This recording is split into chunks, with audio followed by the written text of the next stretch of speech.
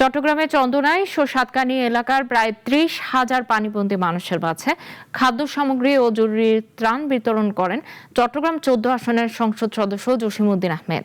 এ সময় তিনি বলেন, দুর্যোগে ক্ষতিগ্রস্ত মানুষের পাশে থাকা নৈতিক দায়িত্ব। সংকট পুরোপুরি কাটিয়ে ওঠা পর্যন্ত ত্রাণ ও মানবিক সহায়তা কার্যক্রম অব্যাহত থাকবে। মাননীয় প্রধানমন্ত্রী তারেক রহমানের আহ্বানে এবং মানবিক দায়িত্ববোধে বিএনপি বন্যা কবলিত মানুষের পাশে দাঁড়িয়েছে বলেও জানান তিনি। ত্রাণ কার্যক্রমে স্থানীয় জনপ্রতিনিধি, দলীয় নেতাকর্মী এবং স্বেচ্ছাসেবীরাও অংশ নেন। মানুষরা এখন পানির মধ্যে আছে। গত ৫০ বছর এরকম বন্যা এই দক্ষিণ জেলার মধ্যে হয় নাই, চট্টগ্রামে হয় নাই। আমরা চট্টগ্রাম ১৪, চন্দনাইশ, আংশিক সাতকানিয়ার জন্য ৩০,০০০ পরিবার এবং সাতকানিয়ার জন্য চট্টগ্রাম ১৫-এর জন্য আমাদের ২০,০০০ পরিবার।